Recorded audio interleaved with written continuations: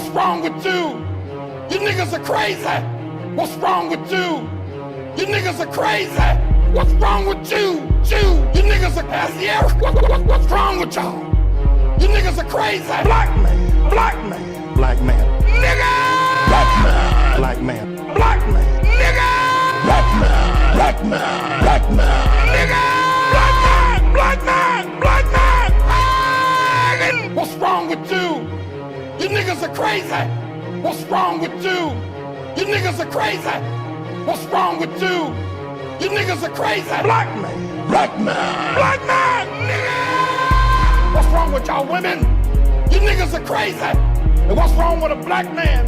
You niggas are crazy. What's wrong with y'all? You niggas are crazy. Let me tell you something about niggas. You niggas are crazy.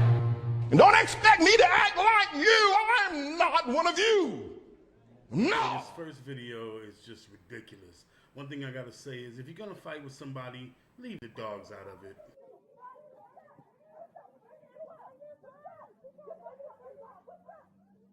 Yes. Oh, she's choking it.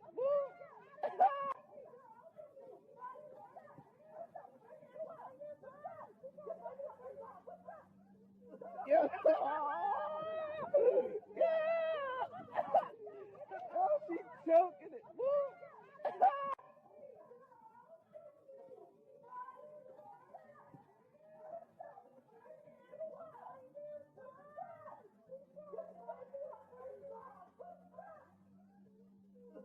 Yes.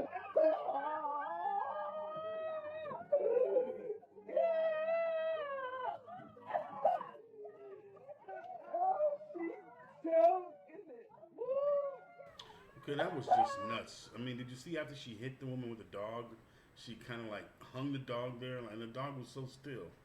Crazy. All right, this next one, some boy films his mom fighting with his girlfriend. And if Bam Bam would have put down the damn phone, he could have stopped that shenanigan crazy bullshit. Some people, man, to get likes or whatever on Facebook, they'll do anything. I'm not. And your family. Huh, here go your back. Y'all took my dog. Here go your And back. everybody over here knowing, and then you won't come over here and try to destroy my house. You destroy where you live at. You take your trifling in the morning. You ain't about to hit her with the bat, no. If y'all just gonna fight, y'all gonna just You fight. Let me see the bat. Okay, you can hold it. You bring it back later. I'm not scared of you. You know what? I don't want to fight you. Take your young. She said she gonna think you should never came to my granny house. Bitch, you came to my granny. Bitch, you came to my granny. I'm bringing my kids from house party. You want to destroy my house? Fight. You know what? I am too old to be going through this. I ain't got to do with your goddamn dog. I just right my finger.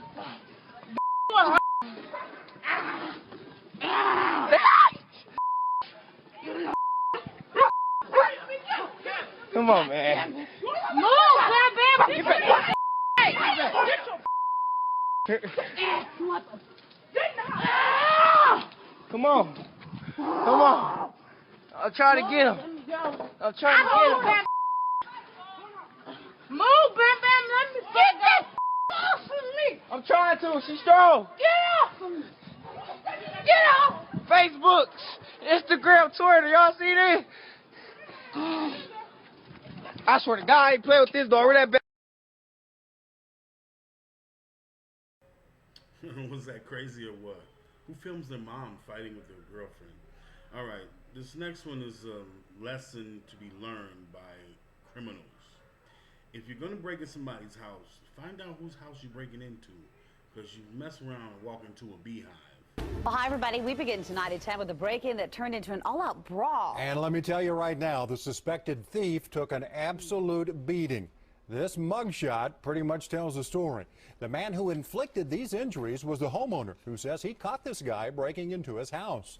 News Channel 4's Adam Mertz spoke with the homeowner today. He joins us live, and Adam, we're told the suspected thief actually threw the first punch, and the homeowner says he was just doing what he could to defend himself and his family. Yeah, Meg, on paper, the homeowner and the suspect are about the same size, 5'8", 220 pounds. But once you meet the homeowner, you realize he's probably not someone you want to mess around with. There are many homes on this street, but for whatever reason, a suspected burglar chose this one. And I heard a thumping noise on my garage door. There was no cars in my driveway. And, you know, I swung open my back door and somebody was standing there. Norm Houston says the guy got into his garage by breaking his side window. But before we tell you what happens next, here's a little background on Norm. He's 5'8", 220 pounds of solid muscle, and a personal trainer. I also do kickboxing, regular boxing, just different combinations. So, you know, I ain't the toughest, but, you know, I can hold my own. So Norm was face-to-face with someone who police say broke into his home. The burglar started out by apologizing to him for getting in the garage, said he had fixed the damage, only to follow that up by punching him in the face. Just had to defend myself and, you know, drag him out into the front and, you know, until I can get some further assistance. This is 19-year-old Jonathan Wise, the man police say threw the first punch. 2 mug shots, and this one, the bandages cover most of the damage. This one is after the swelling went down. Norm offering this advice to anyone who may find themselves in a similar situation. Just always stay aware of your surroundings, keep an eye out, stay on your toes. And before police took the suspect to jail, they had to make a quick stop at the hospital. That suspect now faces a burglary charge. He got beat the fuck up. Okay. This next one is another warning to criminals. Know whose house you breaking into. The whole family got in that ass. Police say a man breaking into a home in Winter Haven came face to face with 3 armed family members. Now he's dead. Here's your map. This was a little before 7 a.m. this morning on Lake Mariana Drive. Fox 13's Aaron Mesmer is live at the police headquarters there. Aaron, a crazy story there. What have you learned tonight? Well, Mark, the latest on this right now is that police just released the identity of the man who they say broke into that home, 40-year-old Mitchell Large. And get this, who only lived less than a mile from the home he broke into. Winter Haven police searched for clues into what happened at this home early in the morning. Neighbors, though, had heard enough to come to a conclusion. If this guy would have stayed home, he'd have been alive right now, you know. Investigators say a break-in turned deadly when a family opened fire on the intruder. That's the way that I would react. You know, I'd hate to do that. I'd hate to shoot anybody, but if it comes to me or them, I would. Detectives say the Pena family, a mother, father, and adult son, woke up to the sound of someone trying to get into their home. We're told one of them fired a warning shot as the stranger broke in through a back door. That warning shot did not deter the intruder. The intruder didn't retreat. Chief Gary Hester says the man made it to the kitchen, and by then, all 3 family members were armed. It appears that at least 2 of the family members fired in defense of themselves and their property. The intruder died in the Pena's home. Police say he was not armed, but Chief Hester says it appears the Penas still might have had every right to fire their weapons. I mean, that's your castle that reported intruders coming into. So whether he was armed or not armed, when he failed to retreat, they certainly had a right, if it turns out to be this way, would have a right to defend themselves. And their neighbors couldn't agree more. I hate the man was shot, and I hate that he died, but, you know, you got to take a stand against this, you know, people that's doing this stuff. And police say a 4th family member, the Pena's 20-year-old daughter, was also in the home, but she didn't see any of this happen. The family, meanwhile, the Penas, they are not commenting on the shooting. We're live in Winter Haven. Aaron Mesmer, Fox 13 News. All right, Aaron, you know, if I had a son, he'd look like... Yeah, that was crazy. Know who the hell house you breaking into. All right, let's say you at a store. You standing in line to check something out. Guy next to you ups a gun, points it at you, points it at the clerk. Basically, is robbing the store. You have a gun. What do? Do you help out, or do you just keep your gun in your pocket? Me personally, I would have shot him, because you never know what in the split second that guy would do. Well, apparently there was something that happened like this in Alabama, and the mother of the guy that was shot said the guy who was a good Samaritan should have just minded his own fucking business. Gunpoint at the Family Dollar on Stanton Road. White survived the shooting and is now behind bars in Metro Jail following a court appearance today. Story first gained national attention after the teen's relatives said the customer shouldn't have gotten involved. Fox 10 News reporter Andrew Perez was the only reporter at White's preliminary hearing. Andrew is live outside Metro Jail where White is still being held. So Andrew, tell us what happened today. Yeah, well, Bob Lenise, a judge ruled today that there was enough evidence to send this case as well as 2 other robbery cases against White to a grand jury. In the meantime, though, he is sitting here at Metro Jail behind me, and trust me, he's not going anywhere anytime soon. This 18-year-old has 4 separate robbery cases hanging over his head right now. Of course, the last one, police say, landed him in the hospital. Adric White walked into court still wearing an arm brace, a reminder of the shooting he survived while police say he attempted to rob the Family Dollar on Stanton Road back in November.